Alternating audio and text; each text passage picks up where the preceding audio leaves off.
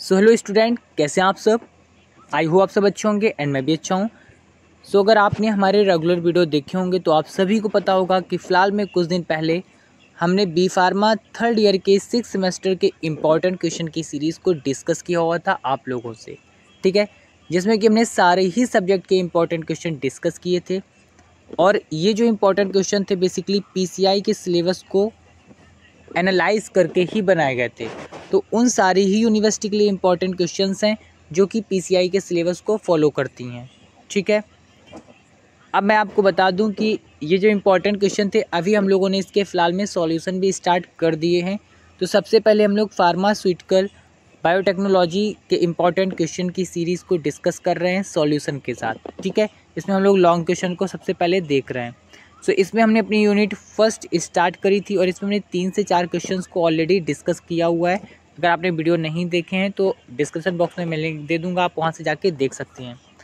Basically ये सारे questions हम डिस्कस कर चुके थे और आज के इस वीडियो लेक्चर में हमें डिस्कशन जो करना है वो है right the method production and application of amylase enzyme, ठीक है। नेक्स्ट वीडियो में हम लोग पढ़ेंगे कैटालाइज एंजाइम के बारे में, ठीक, देन पेनिसिलिन एंजाइम के बारे में। इसका मेथड प्रोडक्शन एंड एप्लीकेशन देखेंगे। लेकिन आज की इस वीडियो लेक्चर में हम सिर्फ देखने वाले हैं एमाइलेज का, ठीक है।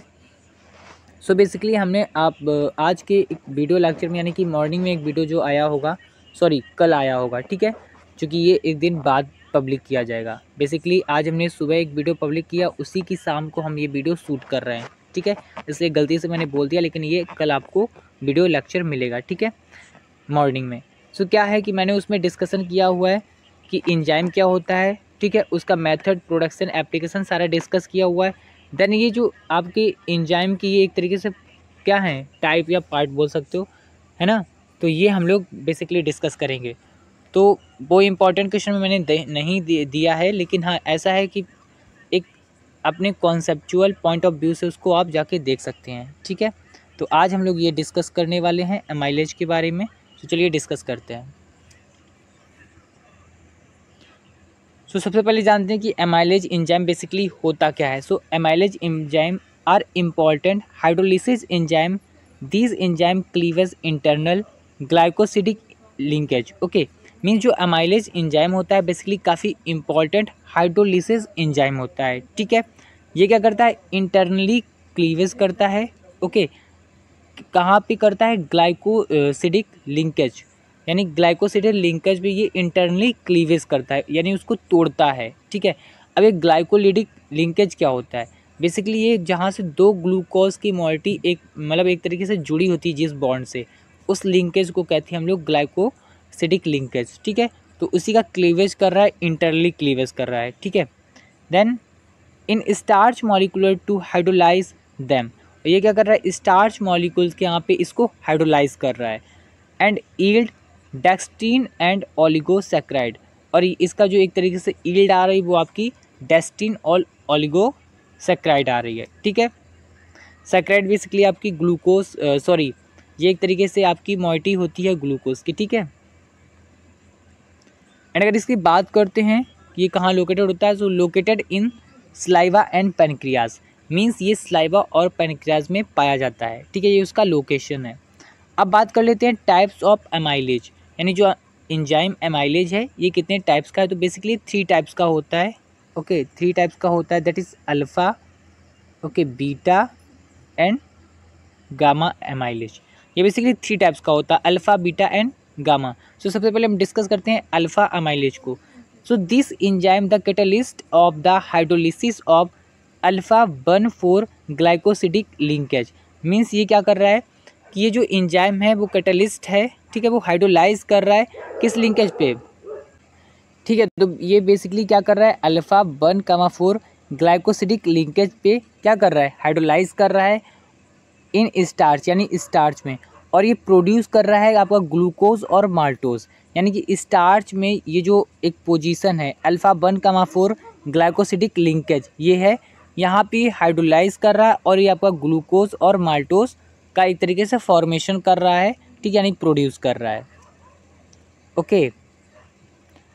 अब बात कर लेते हैं it is a calcium metallo enzyme. ये क्या होता है? कैल्शियम मेटालो इंजाइम है, ठीक है। It depend on metals and को फैक्टर्स ऑफ इट्स एक्टिविटी। यानी कि ये क्या कर रहा है? डिपेंडेंट है आपका मेटल्स में और को फैक्टर्स में, जो कि आपकी फर्दर एक्टिविटी में है, ठीक है। देखिए मैं आपको बता दूं, मैंने इसमें बेसिकली क्या है कि जो आपके टाइप्स हैं इसमें काफ़ी ज़्यादा डिटेल दे दिया है, लेकिन आपको इतना नहीं लिखना है, इसमें कुछ ही पॉइंट लिखने हैं, तो आप अपने हिसाब से तैयार कर लेना। लेकिन हाँ, जो ये मैंने थोड़ा सा क्या कर लिया, हाईलाइट कर दिया, इसको आपको बिल्कुल भी छोड़ना नहीं है, ठीक है, इम्पॉर्टेंट है वो। देन इसका जो ऑप्टिमम टेम्परेचर होता है फॉर बेटर एक्टिविटी वो 7 होता है, ठीक है। And substrate on which alpha amylase is fixed, okay, that is starch. Example, अब बात कर लेते हैं स्टार्च क्या होता है बेसिकली।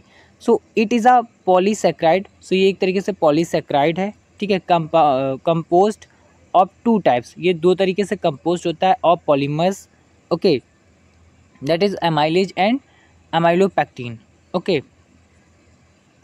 अब अगर बात कर लेते हैं हम लोग अमाइलेज की, तो ये क्या होता है? It consist of 20 to 25% of starch molecules, ठीक है। मींस जो आपका अमाइलेज होता है वो 20 से 25% स्टार्च मॉलिक्यूल्स को क्या कर रहा है? कंसिस्ट कर रहा है, कॉन्टेंट कर रहा है, ठीक है।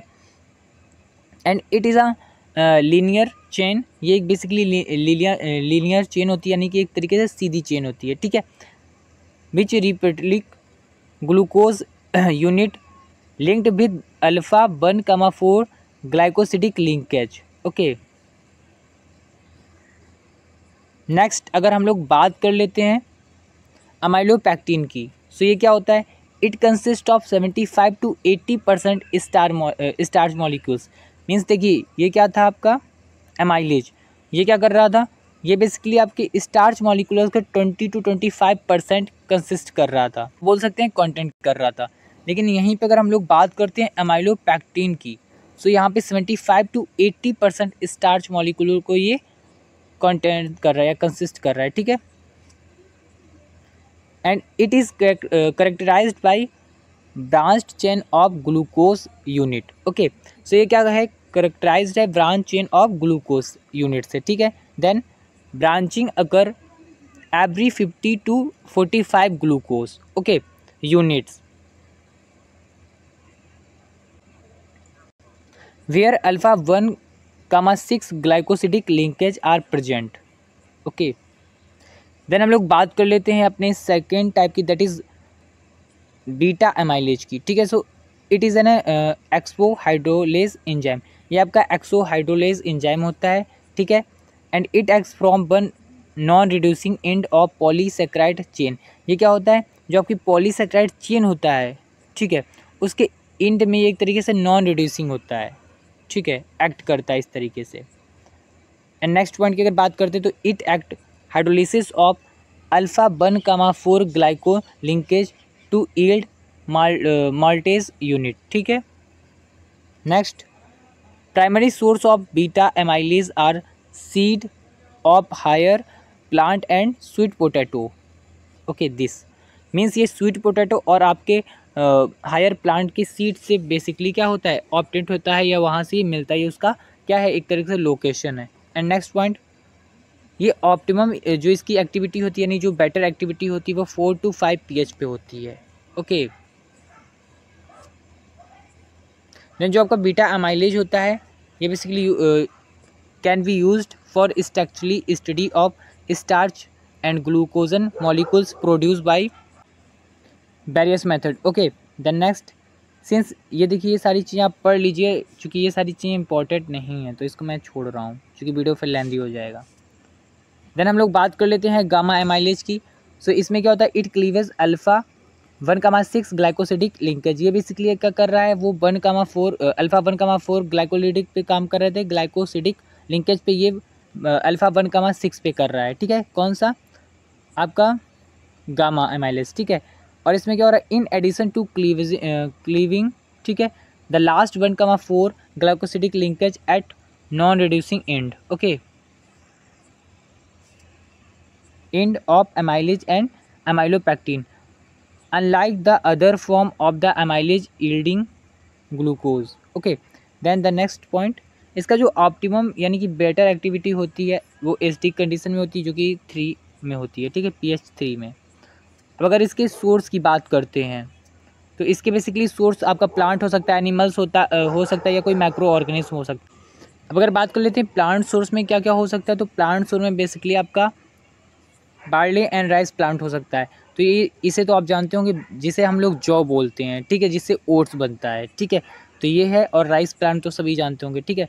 नेक्स्ट माइक्रो ऑर्गेनिज्म की अगर बात करते हैं तो reason of increasing interest in microbial, okay, that is अगर इसके सोर्स जो हैं बेसिकली आपके the growth of the micro organism is rapid, this will speed up of the production of the enzyme, ठीक है, ये सारे हो सकते हैं। अब ये देखिए क्या है, इजी टू हैंडल है, ठीक है। Then they required lesser space और कॉस्ट इफेक्टिव होता है, and they can be easily manipulated, ठीक है, मैनिपुलेटेड किया जा सकता है बाय जेनेटिक इंजीनियरिंग, ठीक है। और स्टेन, इसमें बेसिकली आपका स्टेन इम्प्रूवमेंट म्यूटेशन किया जा सकता है, ठीक है। अगर हम लोग बात कर लेते हैं अगर बैक्टीरियल सोर्स की, तो इसमें क्या होता है, थर्मोस्टेबल अल्फ़ा एमाइलेज होते हैं, ठीक है। और आपका जो बैक्टीरिया रहता है सबटाइटल्स होते हैं, ठीक है, एंड स्टेप्ट्रो थर्मोफिल्स ये होते हैं। ये सारे आपके बेसिकली स्पेसीज हैं, तो इसको आप देख लीजिए।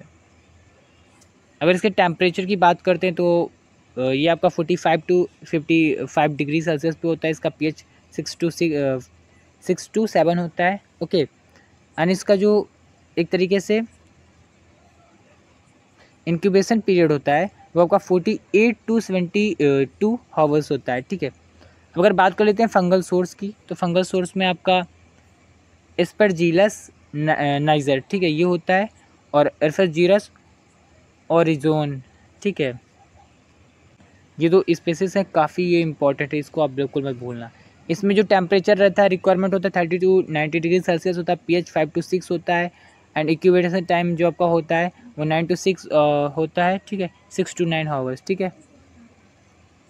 देन अगर बात करते हैं सबस्ट्रेट की, तो इसमें कार्बन सोर्स जो होता है वो आपका माल्टोज, सुक्रोज, है ना, ग्लूकोज, और ये सारी चीज़ें होती हैं। और अगर बात करते हैं इनऑर्गेनिक नाइट्रोजन सोर्स की, तो इसमें आपका अमोनियम सल्फेट और अमोनियम क्लोराइड होता है, ठीक है। देन अगर बात कर लेते हैं ऑर्गेनिक नाइट्रोजन सोर्स की, तो इसमें सोयाबीन एक्सट्रैक्ट, है ना, सोयाबीन एक्सट्रैक्ट, पेप्टोन, है ना, ईस्ट एक्सट्रैक्ट, ये सारी चीज़ें होती हैं। अब हम लोग डिस्कस करने वाले हैं काफ़ी important he, that is production of amylase, जिससे हमारा क्वेश्चन है, ठीक है। तो इसमें जो आपका फर्स्ट है वो क्या है, submerged fermentation means it occurred free following liquid substrate such as broth and molasses, ठीक है, ये आपको इसमें बेसिकली रिक्वायर्ड है, ठीक है। Then the product yield is fermentation are secreted into the fermentation broth, ठीक है।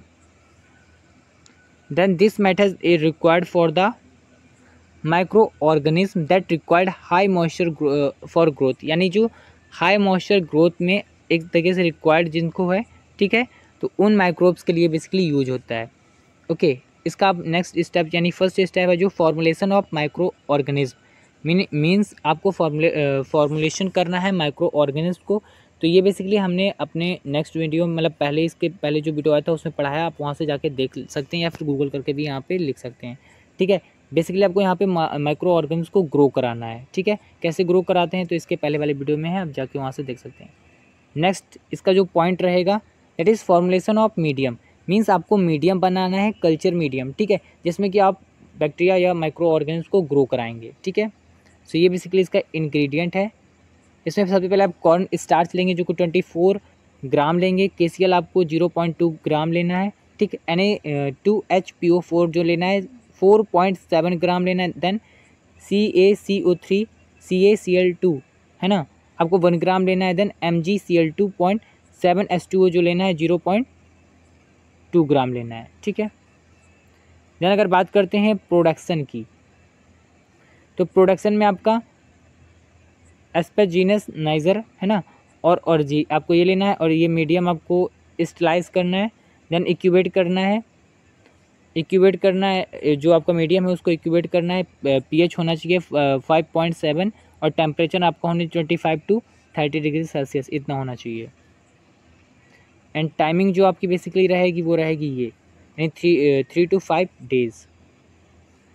देन अगर बात करते हैं रिकवरी की, फोर्थ मतलब जो आपका नेक्स्ट स्टेप रहेगा recovery and purification. So recovery and purification आप सेंट्रीफ्यूगेशन के थ्रू करेंगे एंड रिमूव करेंगे remove of nucleic acid by addition of enzyme.